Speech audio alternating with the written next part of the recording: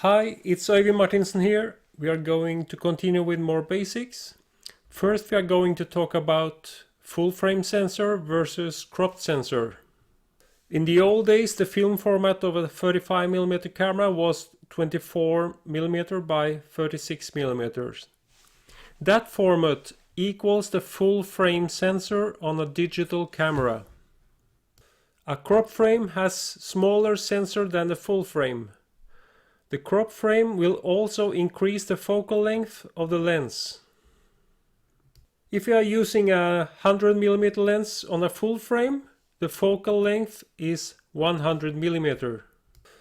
If we are using the same 100mm lens on a crop frame, we must multiply with the crop factor, which normally is between 1.3 and 1.6 depending on the camera model. Let's say one crop sensor has a 1.5 factor, then the focal length of the 100mm lens will be 150mm. We can illustrate the full frame sensor versus the crop sensor with this illustration. The whole figure is the full frame and the gray field is the crop sensor. I recommend you use a full frame camera because then you get more out of your landscape pictures with a wide angle lens. Let's talk about light metering methods. I recommend you use the light metering methods we're going to talk about here. Don't use the other automatic methods that some cameras have. Learn where the buttons are on your camera and learn to adjust the values so it becomes second nature. The first one is aperture priority.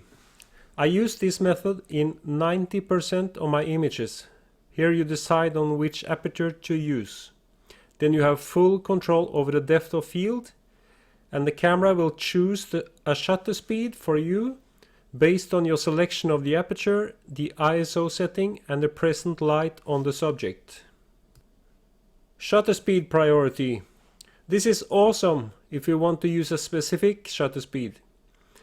You select the shutter speed and the camera will select an aperture for you based on the ISO setting and the present light on the subject. And then we have manual priority. Here you select all the values. I recommend you start with setting the aperture. Then you have full control over the depth of field you want. Then choose an ISO setting. And at last you must meter the light through the viewfinder and adjust the shutter speed manually until your exposure meter shows the correct value at 0, which is on the bottom of the display when you look in the viewfinder. And at last we have the bulb. With bulb you control the shutter speed by holding down the release button.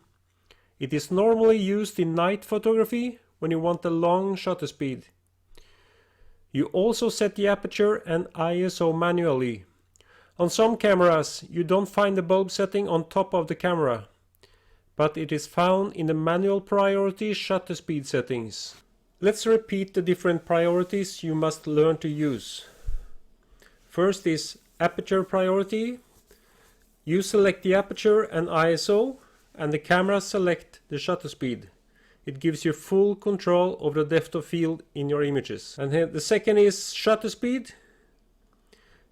You select the shutter speed and ISO and the camera select the aperture. It's excellent when you need a specific shutter speed. And we have manual priority. You select the aperture, ISO and the shutter speed. And at last, the bulb. You first select the aperture and ISO, then you control the shutter speed by holding down the release button. I will repeat the use of these light metering methods throughout the course. Let's talk about light metering methods. I use two light metering methods, and the first is evaluation light metering. I use this metering method in most of my images. It is an all-round metering method. Evaluation metering is the mostly used automatic metering mode, and it can be applied in most shooting scenarios. As its name suggests, it takes a series of readings in zones that cover the entire frame and then calculates the overall average exposure value. Since evaluation metering takes into account the entire frame when determining the exposure, It is useful for low contrast subjects such as when shooting with front lighting or low contrast landscape. The second method I use is spot metering. This is very useful if you want to meter on a particular light value, for example a sunlit bird against a dark background, or to meter the foreground in a landscape.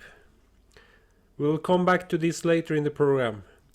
Spot metering only covers the center 1.5% of the frame in the viewfinder. This mode only takes reading of a certain spot in the scene or subject. Since this metering mode involves determination of the metering point, it can be a little bit difficult to use in the beginning.